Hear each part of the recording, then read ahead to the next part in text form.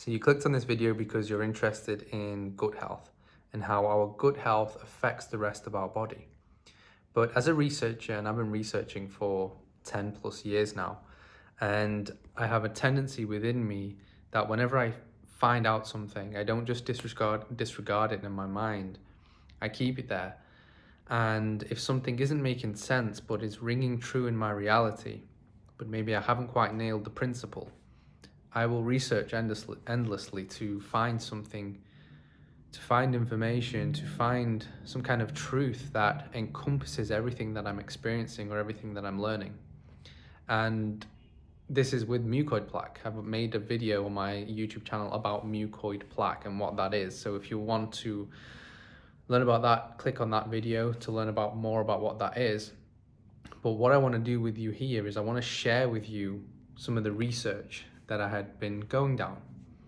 And what I found was my mentor provided me a bunch of old videos of Dr. Christopher. And he also provided me lots of old books of these naturopaths, these OG naturopaths that know way more than all of the new sort of airy-fairy naturopaths and herbalists that are coming in now. These were the OG ones. These were the ones that were really, they nailed so many of their principles, and it's those principles now that we're seeing being whitewashed, being suppressed, disregarded. And when you look into the work and you read these old books, and you see, it's profound amount of knowledge and insight that you can get from them. And so my mentor, he sent me some videos of like Dr. Christopher, old videos. He also sent me some books, and I clicked on one of the books, and it was a PDF. It was a PDF of Sam Biser speaking to Richard Schultz. And Dr. Richard Schultz is, again, another OG naturopath who probably was the last of our time in terms of really nailing the principles. He learned a lot from Dr. Christopher. And this book was a transcript of their interview. And part of the interview where they were speaking about the colon absolutely blew my mind. And it rings true what mucoid plaque is. He talks about what it is, the actual details about what it is, and it's shocking when you read it, because not only is it true, it gives you a totally different perspective of what we're seeing when people do these kinds of cleanses and what actually comes out of them. So instead of me chatting about it here, I'm going to share with you a reading of the transcript that I did with part of my paid group. I do paid group coaching, cleansing.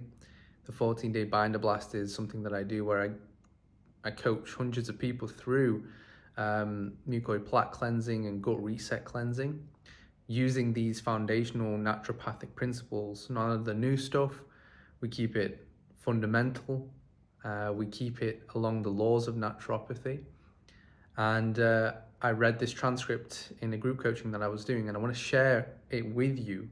Okay, people pay to have this stuff, but I want to share it with you because I find it so amazing. So please watch it. It's totally mind-blowing. If you don't cleanse the colon, the other organs can't cleanse their waste. All right, so Biser, any of the herbalists you know would have put him on a brain formula. They're talking about this case of this person. So they're talking about kind of what formulas they would have put it on. And Schultz says, they would have started him on it right away, but I could smell his breath. I knew where it was coming from. You can't treat symptoms. Most people do. And I have always called that allopathic herbalism. As Dr. Christopher said, you have to get to the cause behind the cause, right? Dr. Christopher is a well-known herbalist and a master detoxifier. Biser says, everyone thinks it's a wellness thing, cleaning the colon. They don't really think it changes health. And Schultz replies, they don't think that it will affect them if they have a tumor, or if they have a kidney infection, or if they have a heart disease.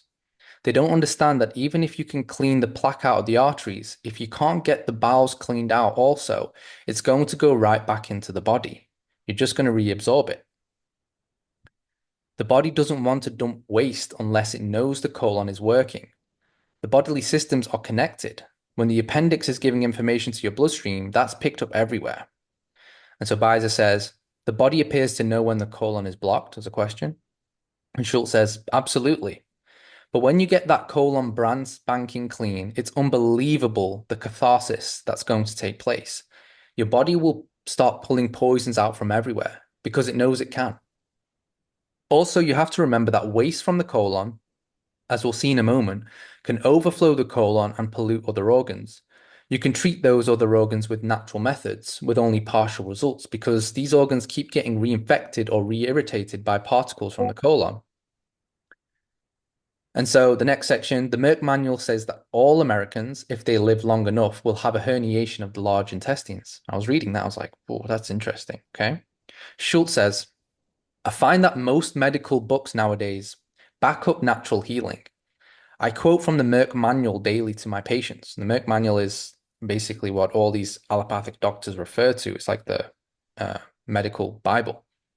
And this is from Merck, Sharp, and Dome, the largest drug manufacturer in the United States, right? Okay, so what he's going to mention is what's coming from them. According to the latest edition, Merck's 16th edition, I'm quoting, every person will have many. That's many herniations. It's 100% now. It says that if they live long enough, every American adult will have herniation of the large intestine. They say that it increases rapidly over the age 40 and in every person. Now, Dr. Christopher said this 50 years ago, and they laughed at him. They ridiculed him. He said that the bowel has pockets in it, and that these pockets contain fecal matter, and they laughed. They said, this is the most ridiculous thing. They said, we know the bowels don't have this. And he goes, the bowels have pockets, they contain fecal matter. And then he went on to say that if it stays there long enough, it will leak into your body and cause what he called auto-intoxication.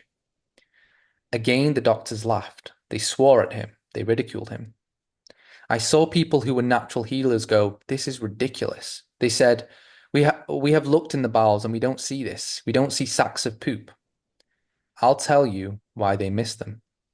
And Biser asks why. Out of general curiosity, same as myself. Doctors used to always miss these because they are not inside the bowel. They are actually outside the bowel. So from inside the bowel, you can hardly see them. So when you go into the bowel with a scope, they look like little black dots. And that could just be a piece of fecal matter. They think that's only a small piece of fecal matter stuck on the wall of the bowel. But behind that fecal matter is one of these bowel pockets, right?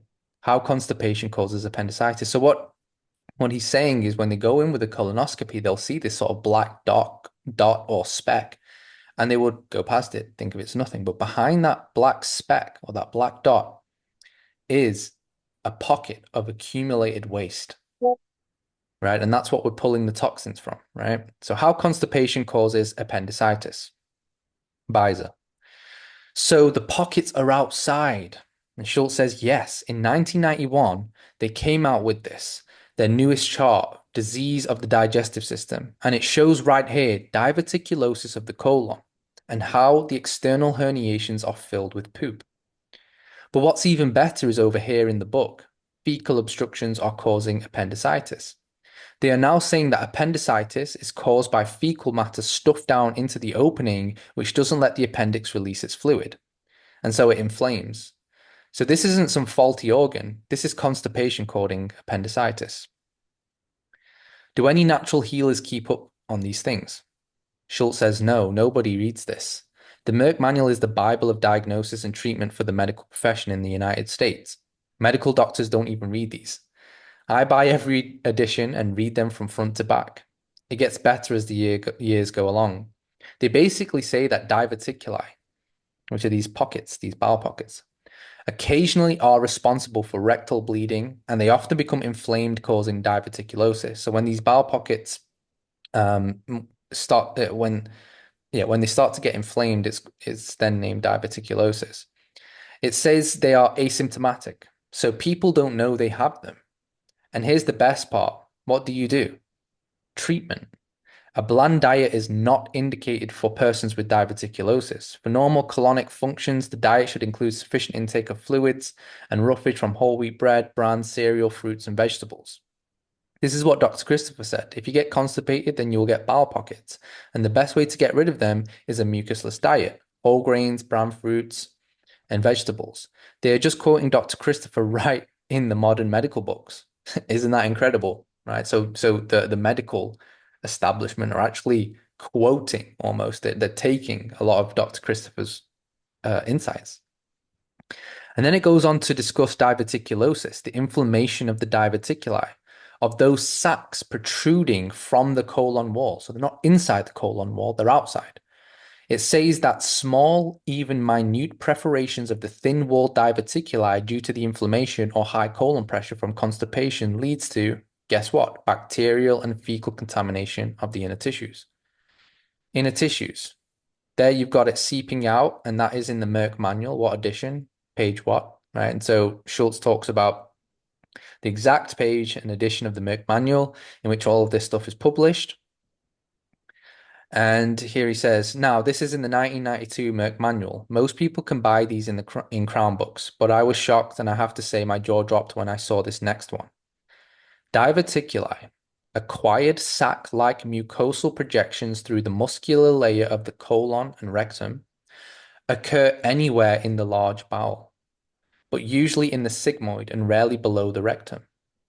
They vary in diameter. Most diverticuli are multiple. They are uncommon in persons younger than 40, but increase rapidly then after that, so that essentially every person will have many. That's the bottom line. Essentially every person, so forget the 10%, the 20%, 15 or 30% that they quoted in the early editions. Essentially every person will have many. And that's the bottom line. And according to the Merck manual, these bowel pockets leak pus, blood, fecal matter back into bloodstream. And so Biser says, that means people are full of pockets. And Schultz says, sure. Full of bowel pockets? That's right. Patients will say to me, I have a couple of bowel movements today, every day. Do I really need to clean my bowels? And according to the Merck manual, every person will essentially have many herniations and there are no symptoms. So just because you're regular doesn't mean you don't have these little sacs of poop bulging on the outside of the colon walls.